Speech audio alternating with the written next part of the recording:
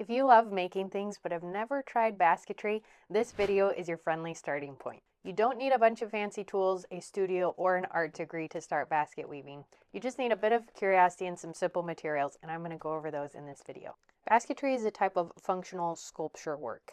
You're going to work in 3D to create forms and shapes that are useful. You can use in your everyday situations in your home, as decor, in your office, and even in your wardrobe.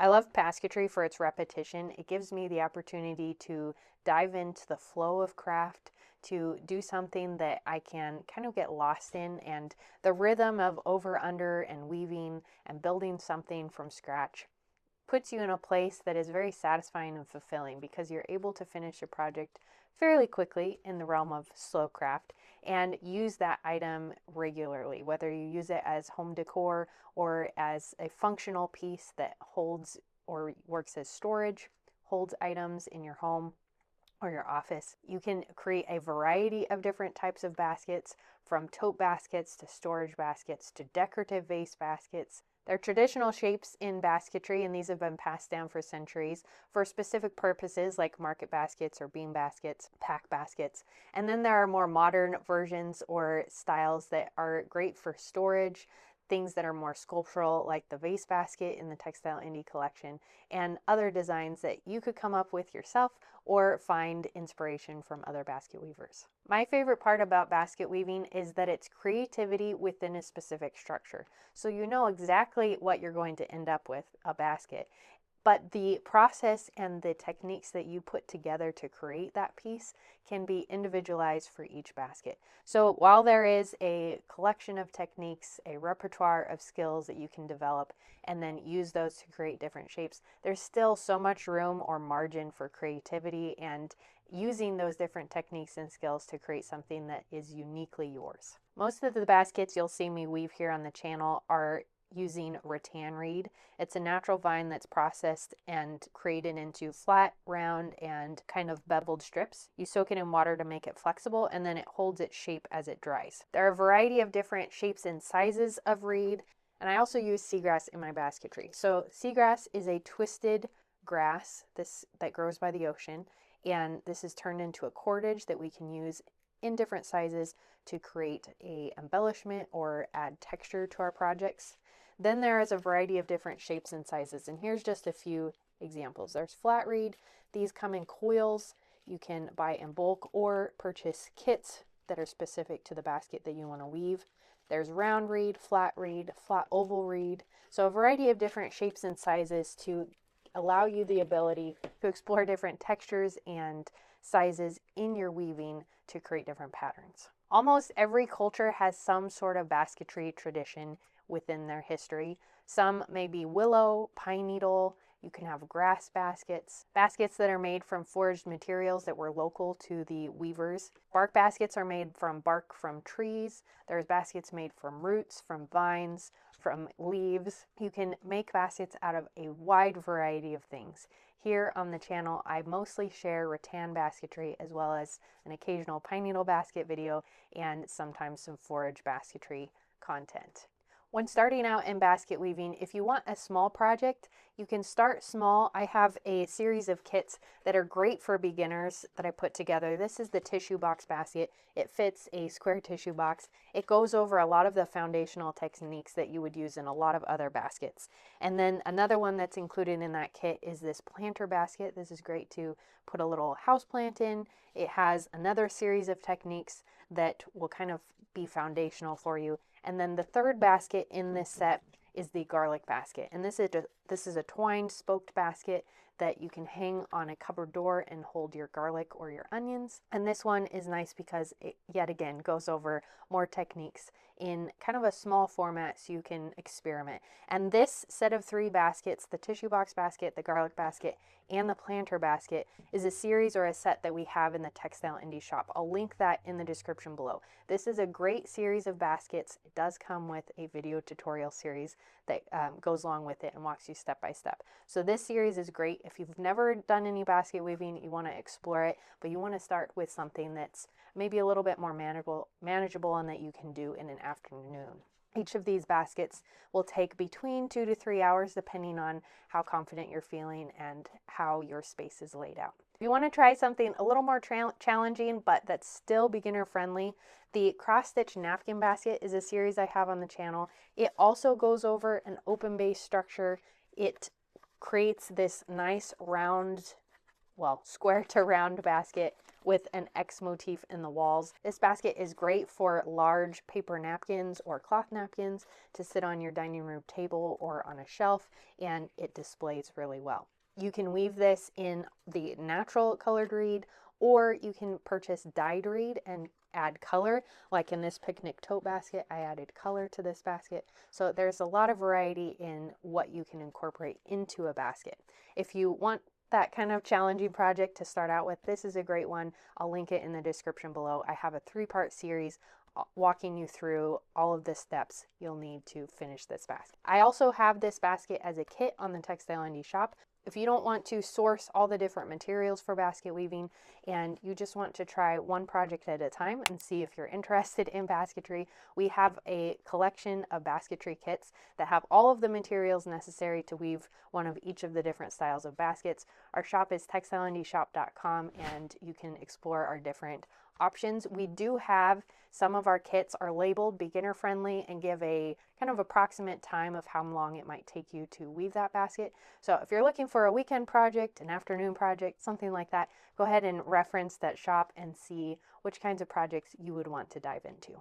But if you're looking for that easy to start foundational type of project that you can finish in a weekend, the set of this beginner-friendly baskets is a great place, or the cross-stitch napkin basket, and I'll have those linked in the description below. Another great thing about basket weaving is if you're first starting out, it doesn't require a lot of specialty tools. I do have 5 of my top favorite tools I want to share with you, but I also have suggestions of ways that you could use things around your house as alternatives to these if you don't want to invest in tools right away and just try it out. The first tool here I wanted to share is a spoke weight. This looks like a ruler, but it's actually about 2 to 3 pounds in weight. And this works really well for holding the pieces of reed down as you begin a basket, to hold the base down so that you don't have to have 3 or 4 arms to start weaving. This is that extra hand that you need to get started. This is called a spoke weight. The next thing I couldn't do without in my basket weaving is a pair of scissors, specifically a pair of basketry shears. And these I love because they have a short blade, they're really sharp, they cut through the thick reed, and they have a good amount of leverage. So these are basketry shears. All of these tools you can find in our shop as well. The next one I have is a straight tip packer. This will save your fingers as you pack your basket or need to get into the nooks and crannies. This little tool, it's not pokey, it's nice and rounded, so it won't split the reed or cause any breakage. You can get in between things and get into those tight corners without causing any damage to the basket, but still accessing them. So a straight tip packer. And I also love having a cloth measuring tape. This allows me to measure on my basket, but also as I need to cut out the pieces for my basket to create that framework. They're called stakes. You'll cut your stakes to build the body or the frame of the basket. And a cloth measuring tape is really handy for that. And last up, these 2-inch metal spring clamps. These are super valuable when you're starting to weave. I still use them even though I've been weaving for over 20 years because they help hold things in place so that you're not weaving and then having things untangle behind you as you go. So these, having a set of these in your collection are really handy. Now, I said you don't need a lot of specialty tools, and I believe that. So I wanted to talk about how you could use alternatives to these tools that I just shared. One option, instead of having a spoke weight, is get a heavy book or a board, a piece of wood, something that's long and heavy. You could even use a hammer, just lay your hammer out on your table. If you don't have any of those things, finding some sort of weight, even a dish, some sort of dish that you could lay on your piece, something that's just going to hold your pieces down as an alternative to the spoke weight would be useful. You can use kitchen shears or regular scissors for basketry. They'll work fine. You'll just have to work a little bit harder to get the cut to go through the reed density, but you can have a pretty easy alternative to basketry shears. Instead of a straight tip packer, you could use a flat tip screwdriver, so a flathead screwdriver. I don't really have an alternative for cloth measuring tape. If you're already a crafter, you may have one of these in your collection. If you don't, I highly recommend it. It comes in very useful for lots of different things, not just basketry. And then instead of the metal clamps, you could use binder clips or even clothespins if you have those available. Twisty ties or zip ties work in a pinch if you're trying to hold things together. You don't have access to any clamp type tool. So an easy setup for tools. As far as your workstation goes, you basically just need a table. So if you have a countertop or a dining room table, kitchen table, something like that, somewhere that you can create a little 3x3 space or maybe even a little bit smaller, that will work great to start in basket weaving. I like to have a source of water nearby, so I usually keep a dish tub half filled with water so that I can keep my material wet as I work. If you want to work by a sink or a bathtub, that works great too. Then you're not toting bins of water around your house. So the amount of space that you need to weave a basket is not very large. You can do it. Typically, I weave my baskets at this table, and this is about a 4-foot by 3-foot table. If I've piqued your interest in basketry and you want to get started, but you're still not quite sure where to start, I wanted to go over some of the resources that I have available to help you get started. The first is this YouTube channel. I have multiple series of baskets that go step by step through the process of weaving the basket. One of them is the cross-stitch napkin basket, which I mentioned earlier as a great basket to start with. Another one is this market basket, which is another beginner-friendly basket. It goes over the foundational type techniques, and even though it looks kind of complex, it's actually fairly easy. And it's super great as a project tote or market basket if you want to take it to the grocery store. It works in a lot of different capacities. I also have the bean pot basket, which is a round basket woven in a spiral. This has a swing handle. There's the cat's head basket. The tutorial I have online here is without the chevrons, but you can build this structure and create kind of a different style base. And then some that will be coming on the channel in the near future are the bread basket. This is a great basket for holding bread at the dining room table. And the tote basket. This guy has leather handles. All of these are kits in the Textile Indie shop amongst a lot of other styles of baskets. So basket weaving with Textile Indie is a great resource if you just want someone to walk you through how to weave baskets. I'm happy to do that. Our online shop, Textile Indie Shop, has a lot of these kits, as I mentioned. We also sell instruction manuals that are full photo guides through how to weave a basket. They walk you through, so if you prefer reading rather than watching, you can read through how to weave each basket and use that as a resource as well. We also sell the materials in bulk, so you can find bundles of reed if you want to dive in and start buying material in bulk to do your basket weaving rather than working from kits. And we carry all the tools that I showed you earlier. We also have a collection of blog posts to help you get started in basket weaving on our website, textileindie.com. I'll link the page to those in the description below, so click on the little more and you'll find all the links of things I've mentioned in this video down in that description. And if you want to dive deeper into basket weaving, we have an online membership called the Textile Indie Collective. We have a lot of projects and a growing techniques library that will help you dive a little bit deeper into basketry. Be a great way to jumpstart your basket weaving journey.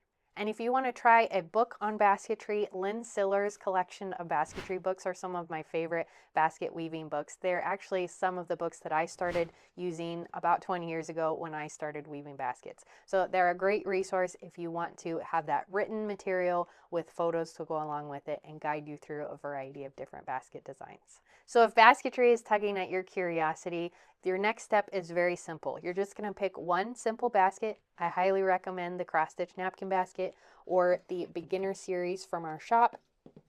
Dive in, find your materials, gather up your tools. It doesn't have to be the basketry specific tools. You can gather things from around your home and start weaving. You can follow along with me in my online tutorials and I'll guide you step by step. So it's very easy. You don't have to try to figure it out on your own. I'll walk you through it. I'll put all of the resources that I mentioned in the description below, so be sure to follow that more and find the description down there. All of the links to the different resources, patterns, and video series here on my channel to help you get started in basket weaving. And if you'd like to dive deeper into basket weaving, check out the Textile Indie Collective, an online membership for basket weavers and basketry enthusiasts. Basket weaving may seem intimidating to get started in, but it really isn't. You'll just need a few materials, some simple tools, and someone to guide you through, and you'll be able to dive into a very relaxing, fulfilling, satisfying craft. I'd love to have you join me in some of my series here on the channel or over at textileindie.com. Thanks for watching, and until next time, check out this video for more basket weaving content. Like and subscribe to get notified whenever I put out a new video, and I will see you in the next one. Happy making. Bye.